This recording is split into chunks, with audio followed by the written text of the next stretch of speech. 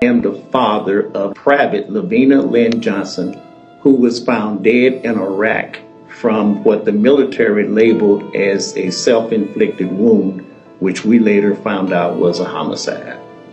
LaVena was a very bright person. She was an honor roll student. She did marathons at school. She gave blood. She was an extremely mature person for her age. She wanted to do everything on her own. She felt her parents had gotten her to be an adult, and from that point on, it was her responsibility. So she joined the Army because that's what her father had done when he finished high school.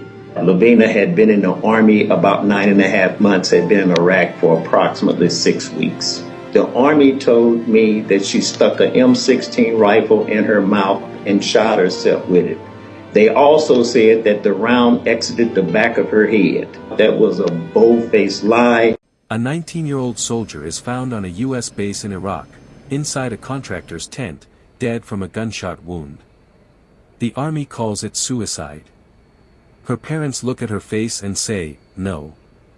They tell the family she put an M16 in her mouth and pulled the trigger. Case closed.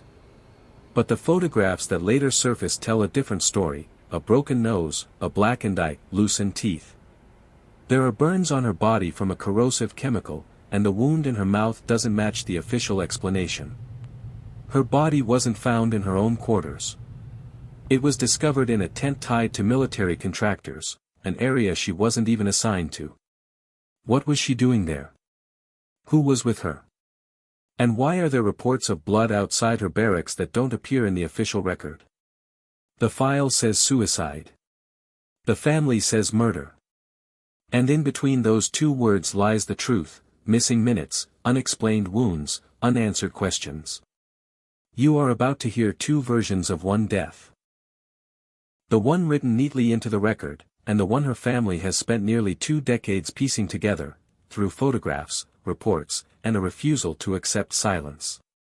Was LaVena Johnson a troubled young woman who took her own life in the chaos of war, or was she silenced? Stay with me. Turn off the lights. Listen to the desert wind against a tent wall, the hum of a distant airfield, the click of a camera shutter in a military morgue. Somewhere in those sounds, in that tent, on that night, there is a truth someone expected to be buried. This is not just the story of one soldier. It's the story of a family blindsided by an official narrative that never matched the body they were forced to bury. The Army said suicide. But the evidence pointed in every other direction. Why was LaVena Johnson's body found in a place she shouldn't have been? Why did photographs show bruises, burns, and a broken nose, yet her death was written off in 2 words? Why were records redacted, details withheld, and questions deflected? And if this could happen to her, how many others have been silenced in the very institution sworn to protect them? For nearly 20 years, her parents have refused to let her story disappear into a file cabinet. They have pushed against the military's wall of silence, demanding the truth about what really happened in that tent in Ballad. What they uncovered is a trail of inconsistencies, disturbing evidence, and a case that feels less like suicide, and more like a cover-up. Stay with me.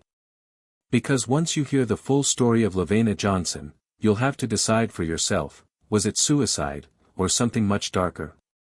Before LaVena became a name whispered in congressional hearings and printed in classified reports, she was simply a daughter, a sister, a teenager from St. Louis with an easy smile and a future wide open.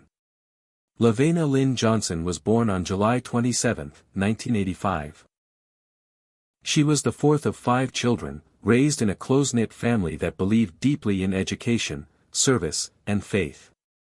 Her father, a retired Army veteran, instilled in his children a sense of discipline and patriotism. Friends described her as kind, funny, and fiercely intelligent. She graduated high school with honors, loved music, and dreamed of becoming a doctor one day. But LaVena wanted something more immediate than college. She wanted independence. She wanted to prove herself. And, like her father before her, she wanted to serve her country.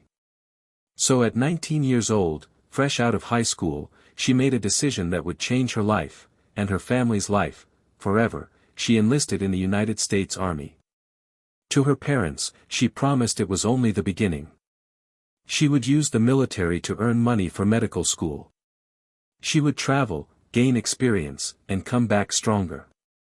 She wasn't reckless. She wasn't self-destructive. She was ambitious. She was proud. She was full of plans. 8 days before her 20th birthday, those plans ended in a tent in Balad, Iraq. And from the moment her parents saw her body, they knew the official story was wrong. But before that night, there was a girl who loved to laugh, who played the piano, who stayed up late talking with friends about the future. And it is that girl, full of promise, that makes the story of her death so hard to believe. When LaVena graduated from Army basic training, she stood tall in her uniform, smiling as her family snapped photos. She had done it, she had proven herself. The girl who once talked about medical school now wore combat boots, carried a rifle, and prepared to deploy to a war zone. It was 2005. Iraq was a dangerous place. The war had been raging for 2 years, and U.S. soldiers were facing daily attacks, roadside bombs, ambushes, mortar fire. But LaVena was determined. She believed she could handle it. She believed she could serve her country and still keep her dreams alive. Her assignment took her to Balad, Iraq, a major U.S. base known as Logistics Support Area Anaconda. Soldiers nicknamed it Mortaritaville because the base was constantly targeted by incoming fire.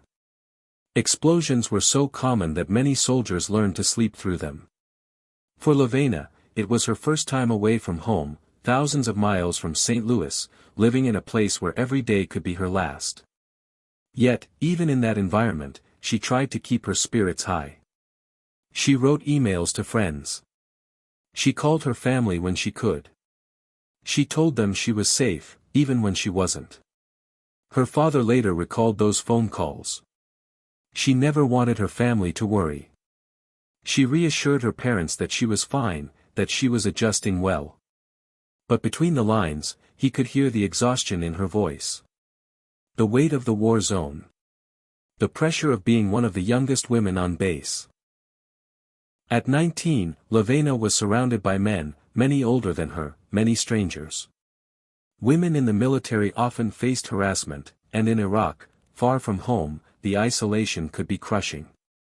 Some of her emails hinted at loneliness, at stress, but never despair. Never hopelessness. She spoke of the future, her plans to come home, go to college, and begin her life. On base, the routine was demanding. Wake before dawn. Drill, work, eat, sleep. She was assigned to the 129th Corps Support Battalion, working in supply. It wasn't glamorous, but it was essential, moving equipment, coordinating shipments, keeping the gears of the war machine turning. The soldiers in Balad lived under constant threat. The sound of mortar fire became part of daily life. The desert heat was suffocating.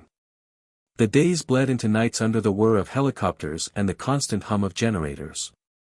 But LaVena kept going. She laughed with her fellow soldiers. She took pictures in her uniform. She looked forward to her 20th birthday. 8 days before she would turn 20, she called her parents. Her voice, as always, was calm. She told them she was fine. She told them not to worry. That call would be the last time they ever heard her alive. Because just hours later, something happened inside a contractor's tent on base. Something that no official report would ever fully explain. July 18, 2005. Balad, Iraq. The sun bakes the desert in unrelenting heat by day. By night, the base is alive with the constant thrum of helicopters, the metallic clatter of weapons, and the sharp echo of boots on gravel. On this night, Private First Class LaVena Johnson is not in her barracks. She is not where she is supposed to be. Hours later, she will be found dead inside a tent, one used not by soldiers, but by civilian military contractors. The Army's version of events is swift and simple. LaVena took her own life with her M16 rifle. A tragic but straightforward suicide. Case closed. But if you stop and listen closely, the story doesn't hold. The army claimed LaVena walked into that tent alone. That she lifted her weapon, placed it inside her mouth, and pulled the trigger. But the photographs tell another story. Her face was bruised. Her nose broken. Her lip split. Her teeth loosened. Injuries not explained in the official record. The gunshot wound, too, raised questions. Ballistics experts later reviewed the images and found inconsistencies. A weapon like hers would have left massive damage to the back of her skull. Instead, her wound looked different, less catastrophic, more precise. And then there were the burns. Portions of her body had chemical burns, later described by investigators as lye, a caustic substance capable of destroying DNA evidence. Why would a young woman pour acid on herself before shooting herself? The army never offered an explanation. The scene itself was equally troubling. LaVena's body wasn't found in her quarters. She wasn't discovered in a barracks, or a secure medical area, or even an open field. She was inside a contractor's tent, an area she had no reason to enter. Witnesses reported blood outside her barracks. Others recalled signs of a struggle. Yet none of this appeared in the official narrative. When her body was flown home to St. Louis, her family opened the casket and recoiled. Her father, a veteran himself, looked at his daughter's face and knew immediately what the army had told him wasn't true. Her nose was flattened. Her eyes swollen. Her hands bore marks of struggle. And one more detail, the one that still haunts them. Her gloves. On her hands, the army had placed white cotton gloves. To hide, her father believed, the chemical burns and the injuries that told the story the army refused to tell. For the Johnson family, the nightmare began not in Iraq, but in their own living room. First came the call from the army, "Your daughter has died of self-inflicted wounds." Then came the body, closed in a metal coffin. And finally, the documents, pages and pages, many of them blacked out with ink, lines redacted into silence. Behind every page was a question. Why was LaVena in that tent? Why were her wounds inconsistent with suicide? Why were chemicals poured onto her body? And why was her family given so few answers, so little transparency? The army had their version, suicide. The Johnson family had their eyes, their photographs, their grief, and their certainty that their daughter had been murdered. From this moment forward, the story of LaVena Johnson would no longer be a tragedy confined to a single night in ballad. It would become a battle between a grieving family and one of the most powerful institutions in the world. And it all started with a body in a tent, a gun by her side, and a story that never made sense. When LaVena Johnson's body returned home to Missouri, her parents thought the worst part was over. They believed, at least for a moment, that the nightmare was contained inside that closed casket. But nightmares have a way of following the living. Her father, Dr. John Johnson, a 25-year veteran of the Army, looked at his daughter's lifeless body and instantly knew something was wrong. He had seen death before. He had seen gunshot wounds, battlefield injuries, and the aftermath of war. What he saw on LaVena wasn't suicide. It was violence. Her nose appeared broken. Her teeth were misaligned. Her lips swollen and torn. One of her eyes was bruised. These were the markings of an assault, yet none of this appeared in the Army's official account. The military told the Johnson family that LaVena had been depressed, that she had argued with a boyfriend back home, and that she had taken her own life in a moment of despair. But her parents knew their daughter. She was cheerful, ambitious, always writing letters home with stories about her fellow soldiers. Just days before her death, she had spoken to her mother on the phone, laughing, talking about coming home for Christmas. LaVena was not planning an end. She was planning a future. That contradiction gnawed at the Johnsons until they began asking questions. And the more they asked, the fewer answers they received. When the family requested official documents, they received stacks of heavily redacted reports. Whole paragraphs blacked out. Names erased. Timelines blurred. The truth, it seemed, had been scrubbed from the page. But the Johnsons did not stop. They began piecing together fragments, documents, witness statements, autopsy details. Each new piece only deepened the mystery. The army said LaVena shot herself in the mouth. But her teeth told another story, they were loose, as if struck. Her gloves concealed burns on her hands, burns that looked like acid had been poured across her body. A strange chemical smell lingered in her clothing. And then there was the most haunting discovery of all, photographs. Through persistence, the Johnson family obtained access to crime scene images the army had kept from them. In those pictures, LaVena was not lying peacefully as the army had described. She was on her back, arms stretched unnaturally. Her right hand looked swollen. Blood was splattered in ways inconsistent with a self-inflicted shot. And there, faint but unmistakable, was the mark of fire. Evidence that her body had been set ablaze. Why would a young woman who supposedly ended her own life try to burn herself? Why would acid be poured on her genitals, an attempt, perhaps, to destroy DNA evidence of sexual assault? The army never explained. They never even acknowledged it. For LaVena's parents, every new discovery was a knife twist. What had begun as grief turned into suspicion, and suspicion into certainty. Their daughter had not taken her own life. Someone had murdered her, and the army was hiding it. But the Johnsons weren't content to whisper this theory in their home. They began to speak out. To the media. To advocacy groups. To anyone who would listen. And slowly, people did listen. Journalists, veterans, and women's rights advocates began to see in LaVena's story something larger, something that went beyond one young soldier's death. They saw a pattern. Stories of female soldiers found dead under suspicious circumstances, ruled suicides despite evidence of foul play. Cases where sexual assault was alleged, but never investigated. Families left with questions and silence. LaVena Johnson's name became part of a troubling list. A reminder that in the shadows of military service, some deaths never receive the justice they deserve. But her parents refused to let her name fade into that silence. They demanded congressional hearings. They pressed the Pentagon.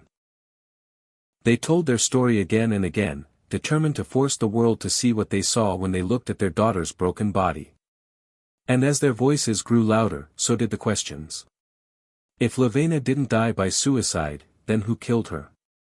Why was her body found in a contractor's tent? What did the army gain by covering up the truth? The Johnson family wasn't just fighting for answers. They were fighting for LaVena's dignity. For her memory. And for the simple truth that their daughter did not take her own life. She was taken. For most families, grief is a private thing. A sacred wound carried in silence. But the Johnsons didn't have that luxury. Their daughter's death wasn't just a tragedy, it was a puzzle filled with missing pieces, a story rewritten by the very institution sworn to protect her. And so, grief gave way to resolve. LaVena's father, John, made a decision: if the army would not give them answers, they would demand them. It began quietly. Letters, phone calls, requests for files. But at every turn, doors closed. Documents arrived blacked out, witnesses unavailable, timelines rewritten. It felt less like a tragedy, and more like a cover-up. So the Johnsons took their fight to the public. They contacted local news outlets. They told LaVena's story to anyone who would listen. And slowly, the silence began to break. A reporter in Missouri picked up the case, writing an article that questioned the Army's official narrative. Soon, other journalists began digging. What they found wasn't just disturbing, it was damning. LaVena wasn't alone. Other female soldiers had died under suspicious circumstances, many labeled suicides despite evidence of sexual assault or foul play. Each case carried the same pattern: families silenced, records hidden, investigations cut short. And in each case, the military insisted, just as they had with LaVena, that nothing was amiss. The Johnsons realized they weren't just fighting for their daughter. They were fighting for dozens of women whose voices had been erased. Their struggle became a cause. In community centers and churches across St. Louis, the family held vigils for LaVena. Candles lit, prayers whispered, her picture framed at the front of the room. Her story spread from whispers to headlines, from local news to national television. Soon, advocacy groups joined in. Women's rights organizations, veteran support groups, and activists demanding accountability in the military rallied behind the Johnson family. They began organizing petitions, demanding congressional hearings. And for the first time, Washington noticed. Members of Congress began asking questions of the Pentagon. How could a soldier be found dead in a contractor's tent with signs of assault, fire, and chemical burns, yet be ruled a suicide? How many other cases had been quietly written off? The Army resisted, holding to their story. But the pressure was building. For LaVena's family, every public appearance was an act of defiance. Her father spoke at rallies, holding her photograph high, his voice breaking but unshaken. Her mother spoke softly about LaVena's childhood, her smile, her laughter, her plans for the future, all stolen in a single night. Audiences wept. Strangers wrote letters. Soldiers came forward, anonymously, whispering of harassment and violence within the ranks. What began as one family's grief was becoming a movement. A demand not just for LaVena's truth, but for systemic change in how the military handles violence against women in uniform. And yet, behind every speech, every vigil, every article, there lingered one haunting question. Who killed LaVena Johnson? The Army still had no answer. Or perhaps, they had one they refused to give. The Johnsons pressed on, fueled not by vengeance, but by love. Love for a daughter who had dreamed of serving her country. Love that would not let her memory be rewritten into a lie. Their fight was bigger now. Bigger than St. Louis. Bigger than Missouri. Bigger even than LaVena herself. It was a fight for every soldier silenced by the very institution sworn to protect them. A fight to ensure that LaVena's death, and the truth behind it, would not be buried under red tape and denial. Because justice, like grief, is relentless. And the Johnsons were not stopping. For years, families like the Johnsons carried their grief in silence, battling not only the loss of their loved ones, but the indifference of the institution they had trusted. But silence, no matter how carefully enforced, can only last so long. The cracks began to show. LaVena's story, tragic, haunting, impossible to ignore, started reaching beyond her family, beyond her hometown. Advocates took up her case. Journalists began asking questions. And each time her name was spoken, it forced the military to answer for the contradictions buried in her files. Documentaries, news articles, petitions, and vigils kept her story alive. What the Army had written off as a closed case became a rallying cry. And it wasn't just LaVena. Families who had once felt alone began to recognize the pattern in their grief. They spoke up, linking arms, demanding accountability, not just for their daughters, but for every soldier silenced by the system. The fight moved beyond living rooms and grave sites. It entered the halls of Congress. Lawmakers pressed the Department of Defense for answers, questioning how so many cases could end in silence. They demanded reports, statistics, reforms. For the first time, the institution faced public scrutiny it couldn't easily bury. Whistleblowers, too, began to emerge. Soldiers who had witnessed misconduct, who had seen investigations sabotaged, who had endured retaliation for speaking out, they began to tell their stories, each one adding weight to the Johnsons' fight. But even as the voices grew louder, the resistance remained fierce. The Army doubled down. Officials insisted the system worked, that justice was being served, that these were isolated tragedies, not signs of something deeper. Still, the question spread. If LaVena's case had been mishandled, how many others had been? If the truth could be buried once, how many times had it happened before? The Johnsons had started out as one family searching for answers. By now, they were part of a movement. And their fight was no longer just about LaVena. It was about every soldier who never came home. Every family who was told to accept what didn't make sense. Every voice silenced by a system that claimed to honor the dead while hiding the truth of how they died. Breaking the silence would not be easy. But the silence was already cracking. And once broken, there would be no turning back. LaVena Johnson should have come home with honors. She should have been welcomed by her family, embraced by her community, celebrated for her service. Instead, her body came home in a closed casket, her death explained away by the very institution she had trusted with her life. The army called it suicide. Her family called it murder. And nearly 2 decades later, the truth still lies somewhere in between, buried beneath contradictions, sealed files, and unanswered questions. LaVena's father once said, "We gave them a healthy, happy young woman. They returned her broken, battered, and burned, and told us not to ask why." How many other families have heard the same words? How many mothers and fathers have been told to accept silence in place of truth? How many soldiers gave everything, only to have their stories erased when the answers became inconvenient? LaVena was only 19. She had dreams. She had a future. She believed in service, in loyalty, in sacrifice. But in the end, it was her family who sacrificed, spending years fighting for the truth, facing stone walls at every turn. Her name is not alone.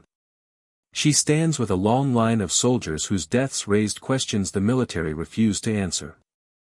And with every unanswered question, trust erodes. Because if justice can be denied to one soldier, what does that mean for all of us? This is not just LaVena's story. It is a story about power, accountability, and the cost of silence. It is about the duty we owe, not just to the living, but to the dead. Her portrait still hangs in her parents' home. Her smile, forever 19. A reminder of the daughter they lost, and the truth they are still searching for. And so, tonight, as her story echoes through your screen, you must ask yourself. Do you believe the official story? Or do you believe what the evidence, and a grieving family, have fought so hard to bring to light? LaVena deserves an answer. Her family deserves an answer. And history deserves an answer. Because silence is complicity. And silence, once broken, cannot be unheard.